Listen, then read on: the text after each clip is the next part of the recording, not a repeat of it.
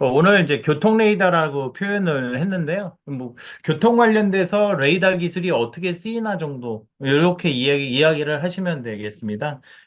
그래서 이제 교통 레이더인데요. 교통 레이더 해가지고 뭐 교통에서 사용이 많이 되는 레이더예요. 뭐 교통 레이더라고 해서 뭐 따로 있는 건 아니고요. 제가 이렇게 테마를 좀 잡아본 거고요. 그래서 그 레이더의 정의를 얘기를 했죠. 그 송신 신호를 쏴가지고 장애물에 맞고 그 되돌아오는 수신파를 이용을 해서 결국은 속도, 각도, 거리를 알 수 있다. 이렇게 이해를 하시면 되겠습니다. 그래서 이 세 가지를 이제 응용을 하게 되는데요. 뭐 속도만 하면 속도 하면 뭐가 생각나세요? 차량의 속도일 거거든요. 그 다음에 거리하면 뭐 어떤 줄자나 이런 걸 잴 수 있는 그 길이값. 그 다음에 각도는 어떤 예, 각을 잴 수 있는 위치를 확인을 하는 건데 여기에 따라서 어플리케이션이 있다라는 거 이해를 하시면 좋겠는데요. 그러면 속도에 관련된 응용 분야가 뭐가 있냐? 과속 표지판. 속도를 측정을 해가지고 표시를 하게 되는 거고요. 그 다음에 유속 측정. 유속. 그 물의 흐름을 측정하는 거라고 보시면 되겠습니다. 물의 흐름. 그 다음에 호흡 및 심박. 호흡 및 심박. 그래서 호흡의 respiration, 하트 레이트 이 두 가지 형태인데요. 그래서 호흡의 흉부의 움직임이 있으면은요 도플러 주파수라는 게 발생을 하거든요. 그래서 도플러 주파수를 읽어내면은 호흡을 읽을 수도 있고 심박을 읽을 수도 있고 요새 저 최근 트렌드인 낙상 요 세 가지 형태의 그 팩터를 읽어낼 수 있다. 이렇게 보시면 되겠고요. 그 다음에 스피드건은 속도 측정이죠. 그것도 레이더로 하는 경우들이 있어서 이렇게 표현을 했고요. 야구공이나 골프공의 속도 측정하고 모션 센싱 이렇게 될 수 있겠다. 거리의 어플리케이션은 충돌 방지, 협착 방지, 지게차 후방 감지나 안전 감지. 고소 작업 때 그 안전 거리 확보를 위해서 거리 어플리케이션이 좀 존재를 하고요. 그다음에 레벨 측정이 있습니다. 각도 같은 경우는 이제 사람의 위치가 어디에 있는지, 그리고 좀 이따 소개해드릴 다차선, 여러 개의 차선에서 속도를 감지할 때, 물론 속도만 감지하지는 않습니다만, 그 속도를 감지할 때, 그다음에 모션 센싱을 할 때 이 각도를 이용을 해서 측정을 할 수 있다. 예, 이야기를 하실 수 있고요. 뭐, 물론 이론적인 뭐 수식들이 존재를 하고, 그 알고리즘을 통해서 필터링도 하고 해가지고 이런 것들을 얻어내서 우리가 원하는 분야에 사용을 할 수 있게 되는 거고요. 이 전파라는 게 그 성질이 있다 보니까 직진성, 반사성, 분자성, 감사성, 회절성. 뭐 파가 직진하는 성질, 그다음에 반사돼서 되돌아오는 성질, 혹은 다른 쪽으로 다중 경로로 이동하는 성질, 그다음에 어떤 물질로 진행할 때 속도하고 방향이 이제 변화를 하는 현상. 그다음에 간섭. 외부에서 이렇게 주파수로 다른 주파수를 쏘면은 두 전파가 상호 간의 간섭을 일으킨다. 회절성은 이 신호가 쐈을 때 이 빌딩 뒤로 이렇게 휘어 들어가는 현상, 휘어 들어가는 현상이다. 그래서 그 주파수가 낮을수록 이런 회절 특성이 나타난다. 근데 이제 우리는 어차피 이거는 좀 통신 쪽에서 많이 부각되는 내용이기도 하지만 센싱, 센싱 쪽에서도 이해를 해야 되는 상황이다. 라고 보시면 되겠습니다. 센싱에서도. 레이더는 센서이니까요. 전자파를 이용한 센싱. 자, 주파수의 대기 손실 특성으로서 이제 여러 가지 얘기가 있지만, 이 10기가에서부터 400기가까지 이 감쇄 특성을 확인을 했는데요. 10기가 이상부터는 대기의 상황, 성분에 의해서 손실을 가져올 수 있다. 뭐 여기에서는 H2O 두 가지 형태인데요. 물하고 산소 분자에 의해서 감쇄가 일어난다라고 보시면 되겠고요. 그래서 이런 형태로 손실을 가지고 간다. 이렇게 이해를 하시면 되겠습니다. 근데 어쨌든 간에 그 예. 그래서 그 얘기를 하나 드리게 됐고요. 자, 레이더에는요, 송신파형, 레이더 송신파형 두 가지 형태로 송신을 하게 되는데요. 하나는 CW, Continuous Wave, 연속파, 연속적인 신호를 주는 거죠. 여기다가 첩이라는 신호, 첩은 꾀꼬리의 뜻인데요. 첩이라는 신호를 걸어갖고 뒤에 이제 그 FMCW 블록 다이어그램을 이용할 때 조금 더 이야기를 드릴 겁니다만, 그 첩이라는 신호를 걸어서 프리퀀시 모듈레이션, 뭐 어려운 거 아니고요. 주파수를 늘렸다 높였다, 높였다, 낮췄다 높였다 해가지고 거리 속도를 알 수가 있어요. 그다음 펄스, 순간적으로 펄스를 쏴가지고 예, 우리가 알 수 있고 그다음에 IRUWB라고 있는데 임펄스 레이디어, 순간적인 펄스예요. 이 펄스 방식이랑 IRUWB랑은 약간 좀 상이한 특성을 가지고 있습니다만 뭐 대략적으로 뭐 같은 분류로 저는 이제 표현을 했고요. 왜냐하면 저전력이고 그다음에 그 정밀도가 높다라는 장점을 가지고 있어요. 그래서 같이 분류를 좀 해놨고요. 이렇게 한다라는 거. 그리고 여기서 CW는 속도만 알 수 있어요. 움직임만 가지고 있기 때문에. 그 다음에 FMCW는 거리 속도. 그 다음에 펄스 거리 속도, 거리 속도를 알 수 있다. 여기에 위치가 하나 빠졌잖아요. 각도. 각도를 알려면 어떻게 해야 되냐? 신호란다. 그 송신 펄스 쏘고 되돌아올 때요. 이쪽으로도 들어오고 이쪽으로 들어올 거란 말이죠. 그래서 여기 위상차를 이용을 해서 위치를 파악을 할 수 있어요. 수식에 의거해서. 그래서 그 조금 분류를 해본 건데요. 속도 특성, 거리 특성, 전력, 구조, 구현 난이도, 정밀도. 우리가 좀 중요하게 생각하는 것들이 이제 정밀도 부분일 거고요. 예. 그래서 거리 범위는 대략적으로 200m, 100m, 20m, 10m 이렇게 되어 있는데요. 그래서 속도는 다 가능하죠. 그다음에 거리는 CW는 안 돼요. 예. 움직임이 있는 물체만 가능한 거고 FMCW는 거리를 측정을 할 수가 있고 가능하고 가능합니다. 그다음에 전력 같은 경우는 고전력을 써요. FMCW.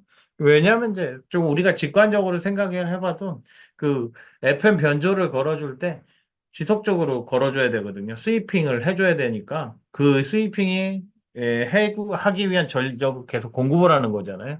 그다음에 그 저전력 이 부분이 있다라는 거 하나 말씀을 드리고요. 그다음에 구조는 FMCW는 좀 복잡한 편에 속한다. 그 이유가 이제 첩 신호를 걸어주다 보니까 그렇게 되는 거고요. 그 다음에 구현 난이도.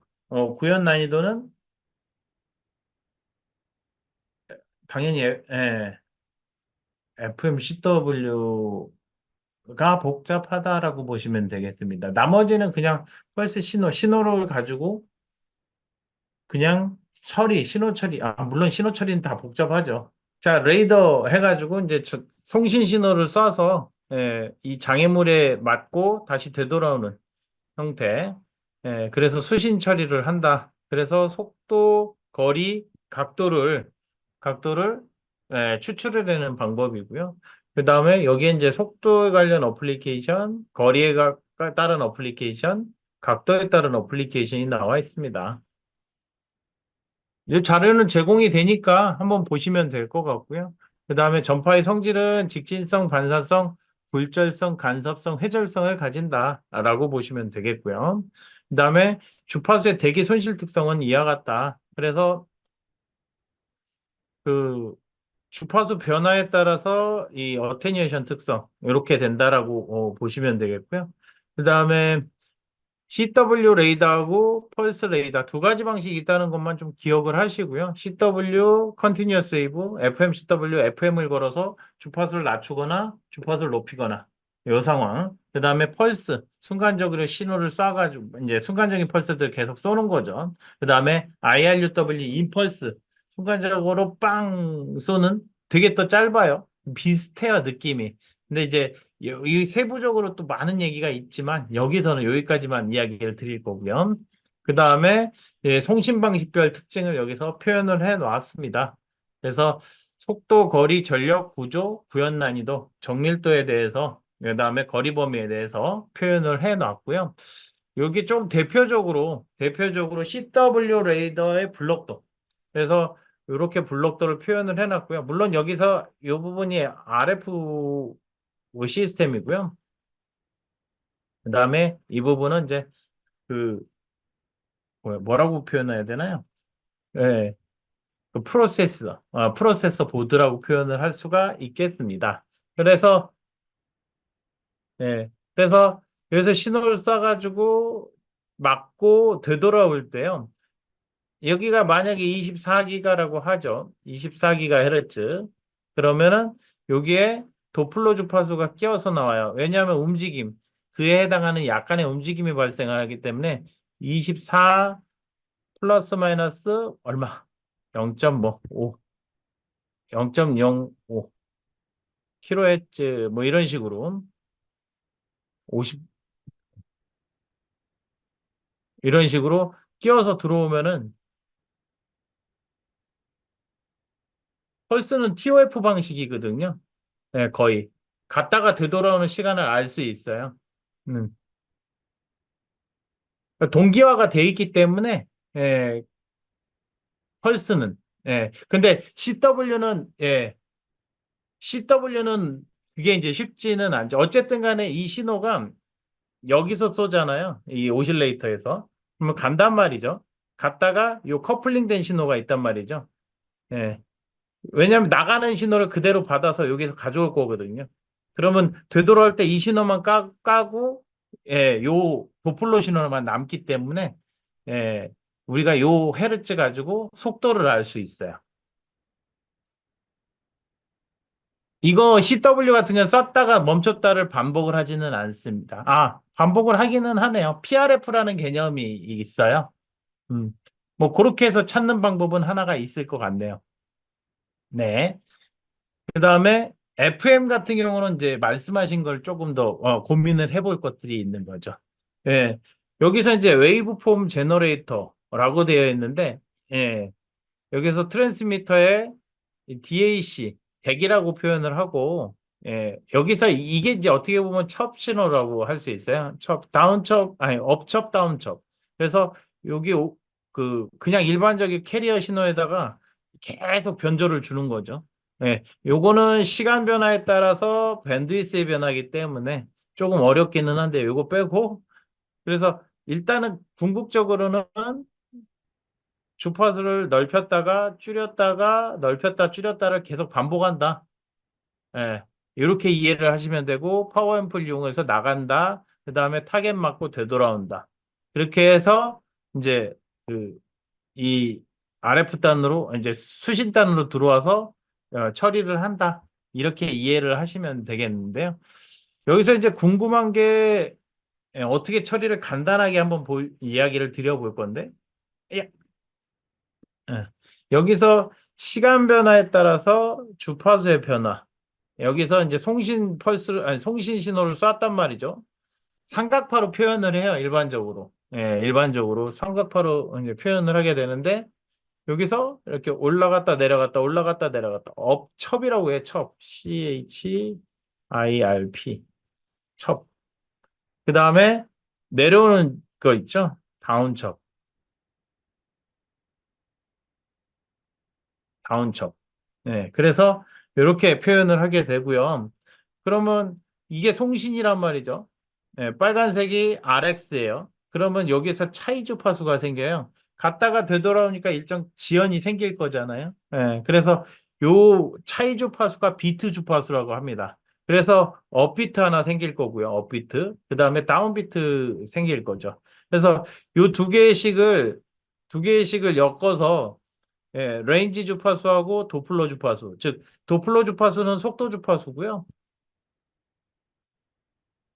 그 레인지 주파수는 거리 주파수예요. 그래서 거리 주파수가 나오니까 이걸 가지고 우리가 R 값을 구할 수 있고 속도 값을 이제 거리 값을 구할 수 있고 속도 값을 구할 수 있다. 개념적으로 이야기를 드려볼 수 있겠습니다. 그래서 여기서 또 하나 궁금한 게 뭐냐 하면은 각도를 그럼 어떻게 추출할까? 각도. 그래서 요게 이제 장애물이고요. 타겟 갔다가 되돌아온단 말이죠. 근데 여기에 안테나가 두 개 있어야 된다고 말씀드렸죠. 두 개 있으니까 딱 맞는데 이렇게 해서 하나 들어갈 거고 이렇게 해서 하나 들어갈 거예요. 신호가. 그런데 여기서는 이제 안테나하고 안테나 사이에 거리가 있잖아요. 거리가 있으니까 이 일정 거리 떨어뜨려야 되거든요. 2분의 람다예요. 2분의 람다. 그래서 2분의 람다인데 람다는 사용 주파수분의 빛의 속도인 거죠. 그래서 이렇게 구성이 되어 있는데 예. 네. 그래서 이 위상의 차이를 가지고 계산을 할 수 있다라는 거죠. 람다, 델타 t 요 사이의 거리값. 그래서 이렇게 해서 계산을 할 수 있고 예, 결국은 세타만 남아서 계산을 해내면은 각도가 나옵니다. 각도. 예. 위치. 예, 장애물의 위치가 나와요. 그래서 예, 뭐 그 정도까지 이해하시면 될 것 같네요. 참 이런 거 생각을 어떻게 했는지 참 대단한 것 같아요. 이런 것들 보면은. 그래서 각도 추출을 이렇게 하고요. 1T, 2R, 1T, 3R 뭐 이런 식으로 되어 있는데 TX, 송신 쪽 하나, 뭐 RX 두 개, 예, 수신 쪽 두 개. 이런 식으로 이제 표현을 해요. 1T, 2R, 3T, 4R 뭐 몇 T 몇 R 이런 식으로 표현을 한다라고 이해를 하시면 되겠고요. 그 다음에 레이더의 주파수 분류에서 두 가지 형태, 연속파하고 펄스파. 지금 현존하는 칩들에 대해서 정리를 한 거예요. 어떻게 보면. 그래서 5.8기가, 10기가, 24기, 60, 77, 120 이렇게 되어 있는데 연속파에 대해서. 그다음 펄스파에 대해서 10기가, 60기가 이렇게 되어 있고요.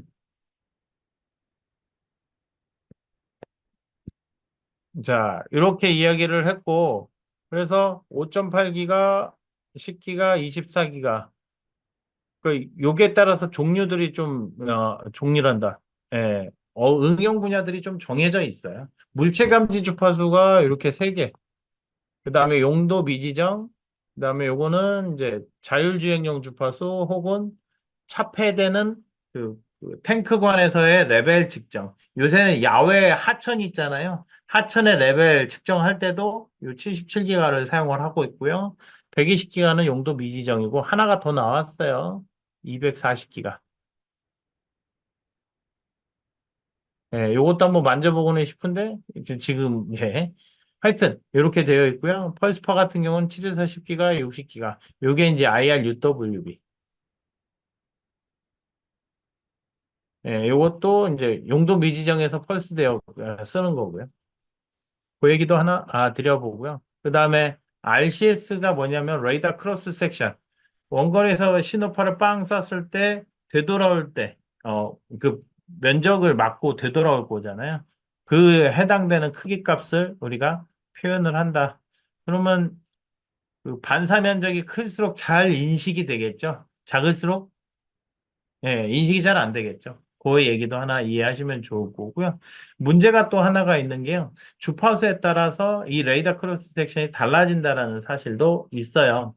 요게 이제 수식들이 들어가 있잖아요. 그래서 구체일 때 반사 면적, 이렇게 사각형일 때 반사 면적, 예, 이렇게 원뿔형일 때 반사 면적이 다르기 때문에 이런 부분들도 유의를 해야 된다라는 거.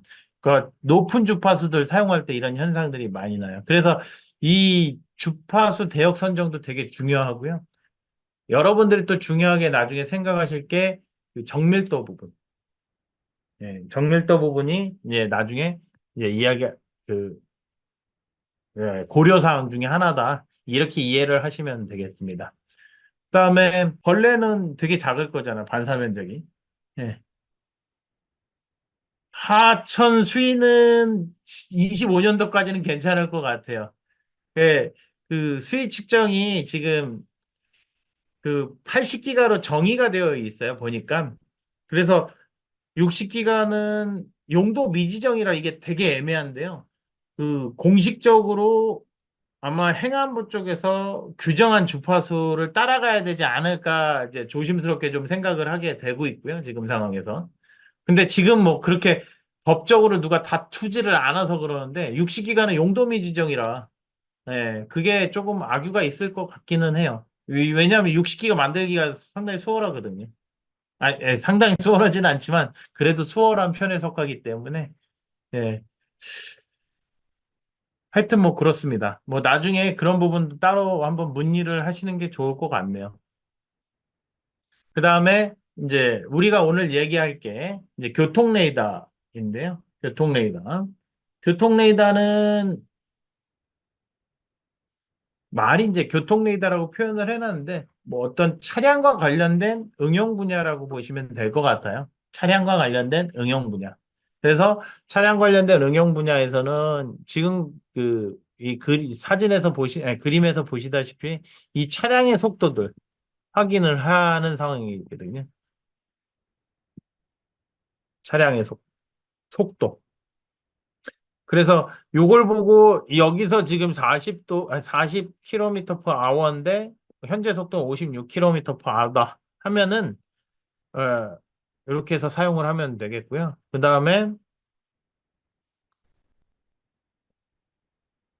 뭐가 있을까요? 네, 그렇게 이야기를 할 수가 있을 거고요. 그다음에 그래서 차량의 속도를 검출하는 거. 근데 이 여기서 사용하는 주파수는 이제 24GHz거든요. 일반적으로 쓰는 거. 근데 조금 더 정밀하게 거리 속도를 좀 추정을 하고 싶으면 이제 60기가를 사용하기도 해요. 예. 이 속도 측정에 대한 오차율인데요. 원래는 오차가 거의 없어요. 되게 정밀해요. 레이더 방식이. 그래서 오차율이라는 표현 자체가 조금 애매해요. 왜냐하면 규정화된 게 없기 때문에 표준화처럼 뭐 쓰이고 있는 퍼센테이지가 없기 때문에 뭐 5% 언더라고 보시면 되겠죠. 뭐 통상적으로. 근데 정밀하게 만들면 1% 언더로도 만들어요. 이제 예를 들면 차량 말고 철도 측정용 레이더가 또 있어요. 철도 측정용. 거기서는 1%예요. 1%. 근데 그 도플러 주파수를 정밀하게 읽어내면 되거든요. 예, 정밀하게 읽어내면 가능하거든요. 하여튼 뭐 그 정도라고 보시면 돼요. 플러스 마이너스 한5% 언더예요. 언더. 예, 거의 유사해요. 그 다음에 여기서 이제 그 24기가는 60기가 대비 60기가 대비 60기가 대비 그 특성, 투과도 그다음에 직진성이 좀 더 상대적으로 낮잖아요. 뭐 그런 부분들. 그래서 인지도가 좀 달라져서 요 두 부분을 이제 좀 고민할 때는 그런 것들을 좀 고민해 봐야 되지 않나. 근데 60기가 같은 경우는 또 어떻게 극복을 할 수 있냐 하면은 그 안테나 개수를 늘려서 사용하면 돼요. 네, 안테나 개수를 늘려서 사용하면 된다. 이렇게 이해를 할 수 있겠습니다. 자, 그 이야기 하나 드리고요. 질문 중에 이제 레이더 설치하는 각도에 따라 오차율이 달라질 수는 있어요. 근데 저 보정값을 넣어야 되겠죠? 뭐 예를 들면요. 예를 들면 음, 원래는 이렇게 레이더가 이렇게 바라보면 되잖아요. 차가 있으면은. 그럼 정확하게 읽어내겠죠. 근데 만약에 여기서 이런 식으로 한단 말이죠. 측정을 한단 말이죠. 그러면 요만큼의 지면에서 요만큼의 보정값을 넣으면 되겠죠. 예, 세타. 그래서 코사인 세타를 집어넣으면은 여기서 바라보는 효과가 있으니까 예, 요 값을 집어넣는 게 일반적인 방법인데요. 실제 해보면 엄청나게 차이가 안 나요. 그냥 그래서 쓰시는 업체들도 있어요. 예, 그 얘기도 하나 드리고 싶고요. 음. 그 다음에, 여기서 보실 게 또 뭐가 있냐면, 이 데이터 저장 기능이 들어가야 된다. 예, 지속적으로 데이터를 저장을 해가지고, 우리가, 뭔가 서버에다가 지어놓고 평균적인 뭔가 양들을 측정을 해 나간다 하면은, 이런 부분들이 되게 중요하겠죠. 그래서 이 속도 측정에서 요게 이 구간 동안의 평균적인 속도 데이터를 추출을 한다면, 여기에서 구간이 위험 구간인지, 위험 구간이 아닌지도 판단을 할 수 있죠. 지금은 뭐 단순히 이런 모듈을 사용을 해서 이렇게 측정을 한다 뿐만 아니라 여기서 측정되는 결과치를 이용을 해서 어떤 응용을 할 것인가에 어떤 서비스를 할 것인가에 많이 초점이 맞추어져 있어요. 그래서 뭐 AI도 집어넣고 웹 프로그램 해가지고 모니터링도 하고 하는 거거든요. 그 다음에 4차선 감지 레이더예요, 이게. 예, 사용을 할 수 있는 게 여러 차선이 있고요. 예, 4차선이라고 하나요? 4차선이 있고 이쪽에서 오는 방향 있고 가는 방향 두 개 다 감지를 하겠죠. 근데 여기 상에다 이렇게 놓고 예, 여기에 거리들을 쭉 측정을 할 수 있고 그다음에 위치 어느 위치에서 예, 그러니까 이 번호판 인식만 못하지 뭐 다른 것들은 다 할 수가 있네요. 음. 그래서 그 파라미터가 하나 있고 또 뭐가 있죠? 예. 그래서 거리 속도 데이터가 나오고 위치 데이터, 차선별 위치 데이터가 나오는 거죠. 그래서 예, 그 세 가지를 담아내야 되는데 어 이게 레이더가 뭐가 또 장벽 허들이냐 하면은 속도 하나 측정하는데 그다음에 여기서 각도 거리가 이제 늘어남에 따라서 가격이 많이 올라가요. 예. 이 문제가 있어요. 그래서 지금 시중에 나와 있는 다차선 감지 레이더가 조달청에 등록된 게 아마 3,400만 원인가 될 거예요. 좀 가격이 되죠. 그래서 그런 부분들이 있다라는 거 하나 말씀을 드립니다. 그래서 이제 앞으로는 가야 될 방향이기는 하지만 고가다라는 거 하나 말씀을 드리고 싶고요. 그 다음에 교차로에서도요, 횡단보도, 그 다음에 이렇게 우회전 감응 신호, 그 다음에 교차로 이제 여기에 멈춰 있으면 멈춰 있게 하든지 그 신호등이랑 연계해서 쓰는 그런 제어기하고 같이 연계해 쓰는 레이더들이 이제 그래서 이제 앞으로 계속 나올 거거든요. 그래서 이런 부분이 있다라는 거 하나 말씀을 드리고 싶네요. 네. 그래서 요새 진짜 많이 쓰이더라고요. 네. 그리고 최근에 또 나온 게 뭐가 있냐면은 저거 뭐죠? 갑자기. 예. 이렇게 있어가지고 여기에 카메라 있잖아요. 카메라 보고 여기 밑에 루프 감지기가 있어요. 루프 감지기. 차가 지나가면은 여기서 이 자속의 변화, 마그네틱 필드 변화에 의해서 속도가 감지가 될 수 있거든요. 일정 구간 동안. 음. 그러면 여기서 이제 빠르다를 판단을 해서 카메라가 찍어버리는 거죠. 근데 이게 루프 감지기가 지속적으로 이게 차가 다니니까 여기가 깨지잖아요. 그래서 보수 공사를 많이 해야 되기 때문에 예, 이 부분을 없애고 그다음에 뭐라고 해야 되나요? 없애고 레이더를 달아서 레이더 측정한 다음에 사진을 찍는 거예요. 예. 레이더에서 속도만 측정을 하고 사진을 찍어대니까 뭐 그런 식으로 지금 컨셉을 잡고 있고요. 여기서 이제 그냥 단순히 속도만 측정해서 과속이냐 판단을 해가지고 카메라를 열어버려서 찍는 방법이 하나가 있는 거죠. 네. 그래서 그런 부분이 있다라는 거 하나 말씀을 또 드리고요. 그 다음에 요 횡단보도 요 두 가지는 이제 재밌는 아이템이 하나가 있는데요. 뭐가 있냐면은 요 지나가기 전에 요 부분 요새 보면은요 노란 테들이 바깥으로 노란 테들이 돼 있고요 바깥으로 나가면은 위험하오니 어쩌고 저쩌고 안으로 들어가세요라는 메시지를 줘요. 그거 레이더로 할 수 있거든요. 그 얘기 하나 드리고 싶고요. 그렇게 해서 이제 밖으로 못 나가게 위험 감지를 하고 그다음에 여기서 건너갈 때 이쪽에다가 알림을 줘요. 멈춰 있다고. 그래서 알림을 지는 보행자 신호 레이더 이게 하나가 또 있고요. 그다음에 그리고 노약자 같은 분들은 이 건너가는데 시간이 걸리잖아요. 예, 건너가는데 시간이 걸리다 보니까 이 레이더로 계속 구간 횡단보도 구간을 감지를 해가지고 감지를 해서 이 보행 신호를 연장을 시켜버려요. 예, 보행 신호를 연장. 그래서 위험을 최소화 시키는 건데 도심지에서 적용하기엔 상당히 어려울 수는 있어요. 예, 위험하니까. 그리고 시간 지체가 상당히 많으니까. 저기 제주도 같은 데 적용하면 좋지 않을까 싶기도 하고요. 뭐 그런 데서는 이제 좀 해볼 만한 거고요. 물론 이제 그 위험 구간들에서는 무조건 해야 될 거예요. 어린이 보호구역들. 뭐 그런 데서는 좀 써볼 만하겠죠. 뭐 그런 식으로 이 활용을 좀 해볼 수 있다라는 얘기를 좀 드려보고 싶고요. 그다음에 주차 관련돼서 주차 센서가 있어요. 여러분들 많이 주차 센서 보신 게 뭐가 있어요? 그 상단에다 이게 그 초음파 써가지고 이제 들어오는 신호 확인을 하는 경우가 대부분일 거예요. 가격이 싸요. 그렇게 해서 하면은 가격이 싸고 그다음에 가격이 싸니까 그냥 망가지면은 버려버리면 되는데 이제 오감지가 좀 존재를 하죠. 그래서 실제 오감지가 꽤 되는 것 같아요. 몇십 프로 정도는 가지고 가는 것 같아요. 1, 20% 정도. 제가 보기엔 그래요. 뭐 켜져 있는 데가 워낙 많으니까.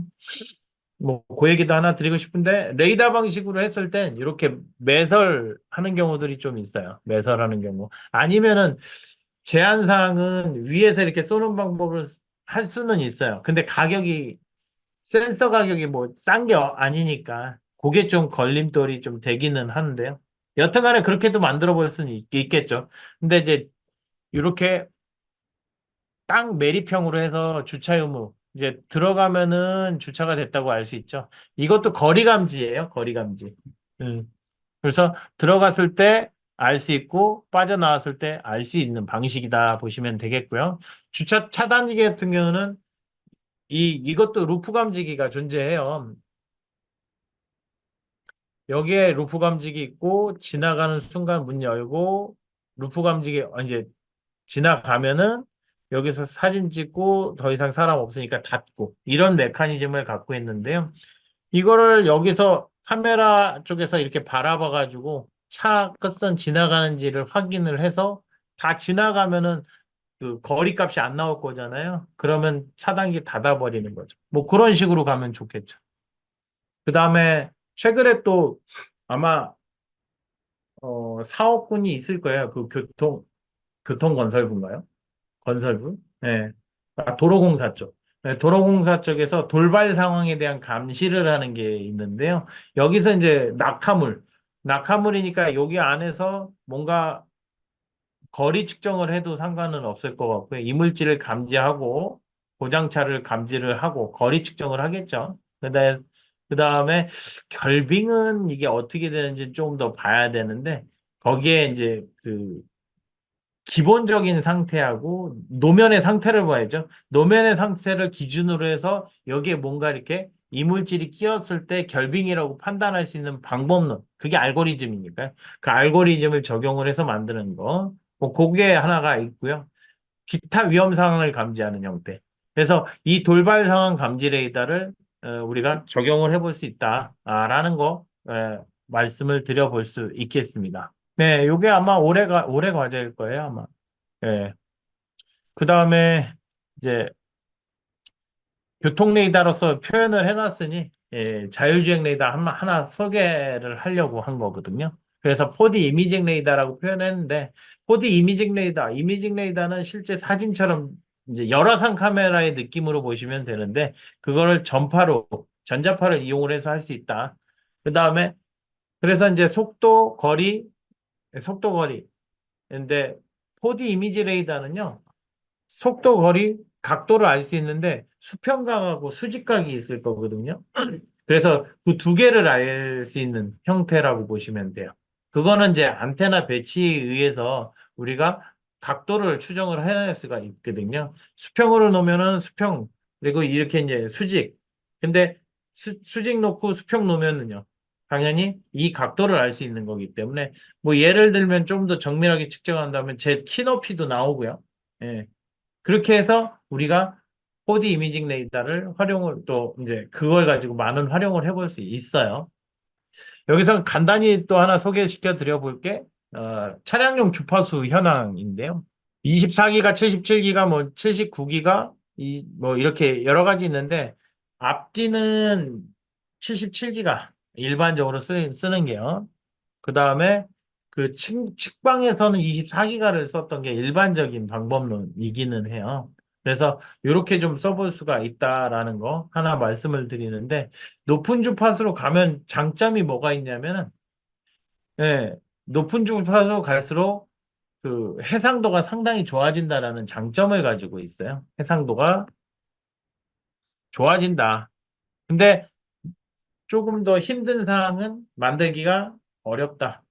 예, 오랜 시간이 조금 걸려요. 왜냐하면은 밀리미터파다 보니까 그 하드웨어적인 특성들이 어려워요. 설계하기가 상당히 까다롭고요. 근데 이런 것들은 뭐 칩에서 다 그 고민을 해서 구현을 하려고 노력을 하죠. 안 되는 한계 상황도 존재를 하지만 여기서 보실 거는 이렇게 해상도 부분, 거리각도 속도에 대한 해상도 부분이 좋아진다라는 거 하나 그리 이해해 주시면 좋겠고요. 그림이 상당히 좋아서 한번 얘기를 드려봤습니다. 뭐 당사에서 그 가지고 있는 제품군들인데요. 물론 이제 유통하고 커스터마이징을 하기는 하지만 뭐 이런 UWB 개발 키트를 가지고 있고 그다음에 RFB 레이더 그래서 저희가 만든 이제 레이더하고 같이 이제 사용을 하게 되고 있는데요. 그래서 뭐 자사 제품이 있고 저희 회사 이제 홈페이지나 아니면 쇼핑몰을 들어와서 보시면 여러 가지 라인업들을 보실 수 있으실 겁니다. 저희는 24기가에서부터 10기가, 5기가, 10기가, 24기가, 60기가, 77기가 다 이제 그 라인업은 되어 있고요. 여기서 개발까지 가능은 합니다. 예, 뭐 저희 회사에서 취급하는 수위 센서, 실내 감시 센서도 있고요. 뭐 자세한 기술적인 사항들은 한번 문의를 주셔야 되는 거고요. 뭐 여기까지 이야기가 될 것 같네요. 혹시 그 오늘 한 내용에 대해서 궁금하신 사항이 있으신가요? 전반적으로 얘기를 드려서 개론만 이해하시면 돼요. 그리고 조금 더 디테일하게는 좀 같이 얘기를 조금 그 문의를 하셔야 될 부분이 있을 거고요. 내용이 그렇게 쉬운 내용은 아니에요. 예, 응용 분야가 많아가지고 제가 이제 조금 나눠서 계속 설명을 드리는 거거든요. 그래서 이게 여러분들 회사에 되게 좋은 기회가 될 수 있어요. 레이더가 워낙 활용 범위가 광범위하다 보니까 실제 뭐 많은 부분 하지 마시고 한 가지 부분만 딱 포커스해서 쭉 그 신사업으로 만들어 보셔도 굉장히 좋습니다. 만드실 때 이제 저희랑 협업을 하시면 되거든요. 그래서 하나의 신사업군으로 가져가셔도 굉장히 좋거든요. 저희는 이제 다양하게 어쩔 수 없이 하다 보니까 이제 되어 있는 거고요. 그다음에 적용 사례에 대해서 뭐 얘기를 드렸고, 어, 비디오 영상 화각이면 FOV라고 필드 오브 뷰라고 표현을 하겠죠. 그래서 넓게 가져가는데 화각 매칭 방법은 당연히 안테나가 여러 개가 있어야 돼요. 그리고 넓게 일단은 안테나 설계가 되어 있어야 그걸 매칭을 할 수 있고요. 네, 매칭할 수 있어요. 그렇게 하면은. 그다음에 다양한 사용처가 있는 거죠. 뭐 실제 업체 발굴 요새 이 레이더 많이 사용을 하다 보니까 예, 많이 사용을 하다 보니까 많이 지금 업체들도 고객사들도 늘고 있는 상황이고요. 그 시장 진행 방향은요. 일단은 제가 분야별로 좀 쪼개놓고 봤는데 레이더가 말씀드렸지만 워낙 광범위해요. 그래서 어떤 특정 분야에 대해서 좀 찾아내는 게 제일 중요한데 이 레이더가 또 근데 기술 동향 자체나 시장 동향이 안 나와 있어요. 예. 구글 검색을 오랜 동안 해봐도 안 나오는 것들이 많아요. 이제 주로 레이더 하면 딱 치면은 뭐 나오죠? 자율주행 레이더가 많이 나올 거예요. 그런 거밖에 없어서 과거에는 군용으로 많이 썼고요. 당연히 군용에서 이제 이 세상 밖으로 실제 활용되던 때는 저희가 처음 했을 때가 2011년도, 12년도 이때쯤일 거거든요. 그 전에 나오긴 했는데 단순 형태 감지들, 그러니까 모션 센서라고 하는 조명 센서에 그 붙어서 나오는 것들, 그 정도 수준이었고요. 근데 최근에는 이제 그 헬스케어 쪽 보안 감지 안전재난 쪽에 상당히 많이 쓰고 있어요. 그 레이더를 쓰는 이유는요. 일단 하나 큰 전제사항이 있어요. 기후 조건에 영향을 안 받아요. 예. 그러면 CCTV AI 붙여도 그 CCTV의 렌즈가 지저분해지거나 하면은 잘 안 보일 거란 말이죠. 야간에도 식별이 어려울 수도 있고요.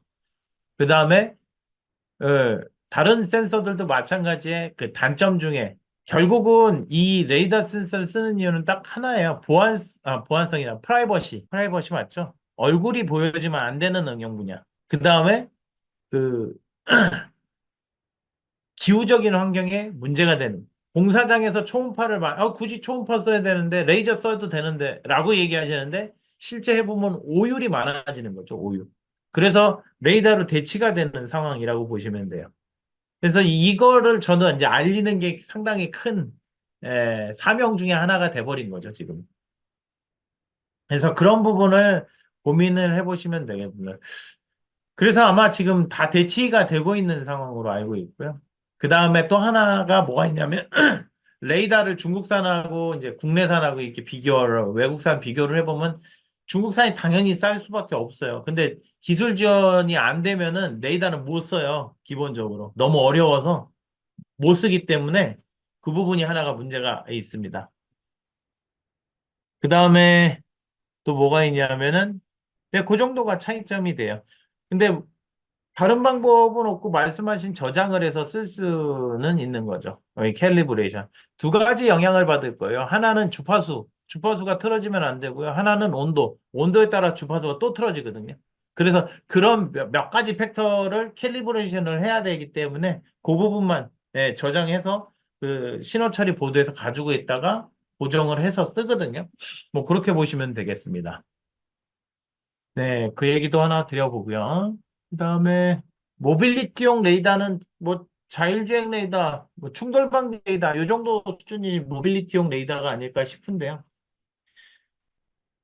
그다음에 뭐 제품 및 적용 사례들을 계속 얘기를 드리는데 뭐 적용 사례들은 제가 보여드린 것들 실제 제가 오늘 얘기 드린 내용들이 지금 다 사업군으로 다 들어가 있는 거예요. 교통 뭐 유티스라고 하더라고요. 유티스. 그래서 거기에서 사용을 하고 있는 방법론들이니까요. 그런 것들을 빨리 조금 하시면 좋죠, 여러분들께서. 그다음에 레이더 활용 기술은 뭐 많이 언급을 했고요. 저희 세미나들을 쭉 봐보시면 아실 수 있을 것 같네요. 그다음에 차량용 레이더는 말씀드렸지만 앞뒤, 전방, 후방 충돌 방지 79기가, 77기가 요 대역을 사용하는 게 일반적이고요. 측면은 24기가라고 보시면 되겠습니다. 그다음에 개념 교육이나 이런 것들, 실제 레이더 기본적으로 조금 원리를 알고 싶으시면은 조금 이게 온라인 교육을 저희 쪽 그 들으시면 좀 좋을 것 같네요. 그 다음에 소프트웨어로 신호 처리를 짜는 거는요, 일단은 몇 가지 얘기를 드리면 정형적인 방법이 없어요. 물론 이제 아주 기본적인 것들이 있죠. 비트 프리퀀시 찾고 도플러 주파수 찾는 거. 방법론은 정확하게 맞는데요. 그게 이제 그 퓨리의 트랜스폼이거든요. 그래서 그걸 한 다음에 얘기가 돼야 돼요. 그걸 한 다음에. 예. 근데 이제 쭉 찾아보시면은 좀 참고할 만한 게 소프트웨어 관련된 내용은 뭐 인피니언 사이트, TI 사이트를 많이 보시는 게 좋습니다. 거기서 소프트웨어를 직접적으로 잘 짜서 넣어놨으니까 그걸 활용을 해서 조금 해보시는 게 제일 좋을 거고요. 근데 그것도 이제 가장 기본적인 거에 대해서만 설명을 해놨어요. 뭐가 아마 필터링이 기본적으로 되게 중요한 요소가 될 겁니다. 필터링이. 그러니까 실제 노이즈가 많이 깔려 있는 상황에서 필터링 이렇게 해야 되는 거니까요. 자, 뭐 오늘은 여기까지 이야기가 됐네요. 궁금하신 사항이 있으신가요? 지금 뭐 레이더랑 AI랑 붙이는 작업들도 많이 하고 있어요. 전 세계적으로. 그래서 뭐 그 객체마다 어떻게 감지를 할 것인가를 분류를 하는 것들. 자동적으로 감지를 해도 좋잖아요. 뭐 그런 것들이 있으니까요. 자료는 그 아마 설문조사 아마 링크가 있을 거예요. 설문조사 참여하면은 아마 보내드릴 겁니다. 그 자료는 보내드릴 거고요. 뭐 오늘 이제 개론적인 얘기들을 드리는데 실제 이제 개론적인 이야기 상당히 중요해요. 왜 레이더를 우리가 해야 되는가에 대해서 알 수 있는 부분이거든요. 그래서 법제화되는 것들이 상당히 많은데요. 그 레이더 센서 가지고 법제화되는 것들이 많아서 그런 것들을 조금 더 유심 있게 지켜보시면 좀 좋을 것 같네요. 음. 그래서 필요하신 부분이 있으시면은 뭐 저희랑 같이 계속 협업을 하셔도 되고요. 그러면 오늘 교육은 이것으로써 종료하도록 하겠습니다. 수고하셨습니다.